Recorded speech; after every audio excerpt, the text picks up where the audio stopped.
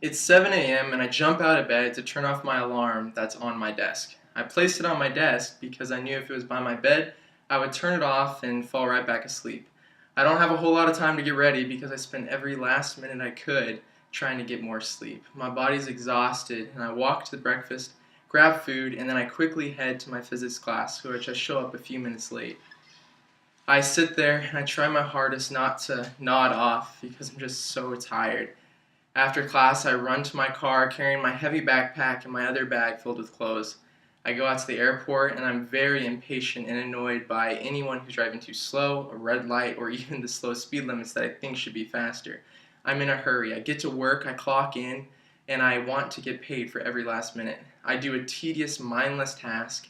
I clock out and then I go back to class to do it again. Then I go straight to the library and I study all night. I get supper and I study some more until it's time to go to bed about 12 a.m. or 1 a.m.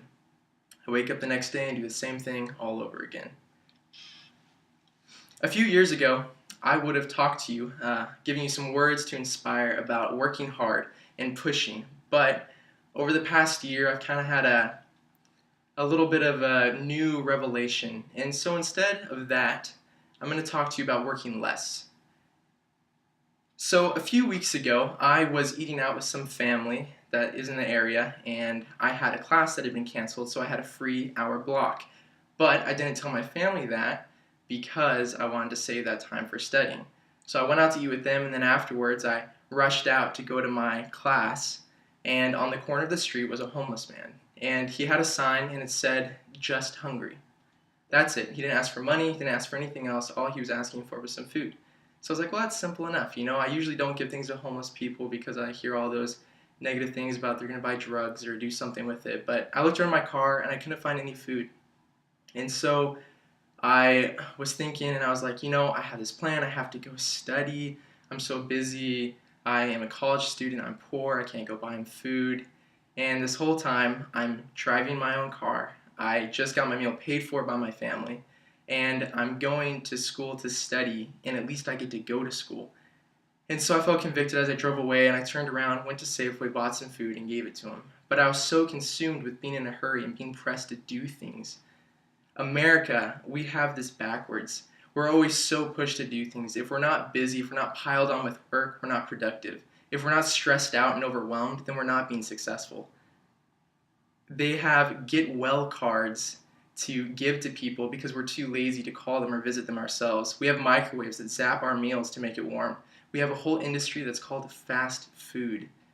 We have transportation systems that get us from state to state faster than ever. We have new cars and vehicles that are going faster, speed limits that are raising, transportation systems to get us places quicker because we don't want to waste any time. You can pay someone to pick up your laundry and even do your shopping for you.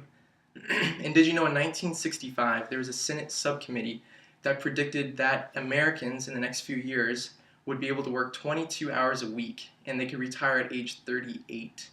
The reason for this was the new computer age. They figured that computers would take over all the mindless tasks that humans were having to do.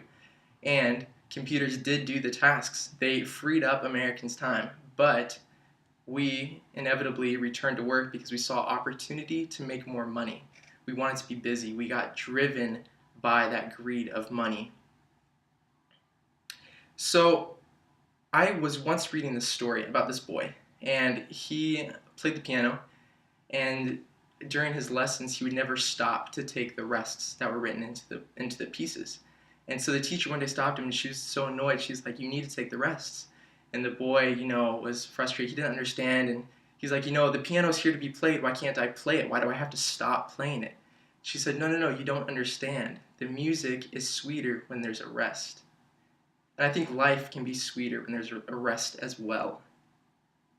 So life is too short to do senseless things. We work hard to get good grades in high school, to go to college, to do what? To work harder, to get better grades, to get a job, to do what? To work, to get money for what? For those goals, those dreams that we have. Oftentimes the money doesn't even pay that, or if it does, we're too burnt out and the money goes elsewhere before it even gets to the point of our dreams. Working hard is good, and I'm not saying don't do it, but work should not be your first priority. You need to take time for yourself, block out your schedule, have a block where there's nothing listed, and you leave it that way. And take that time to reflect on you and to take your own time. Work less.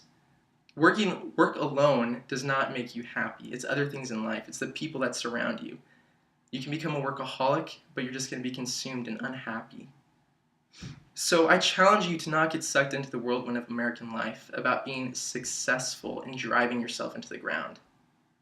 Be brave and don't stay late at work when it's time to leave.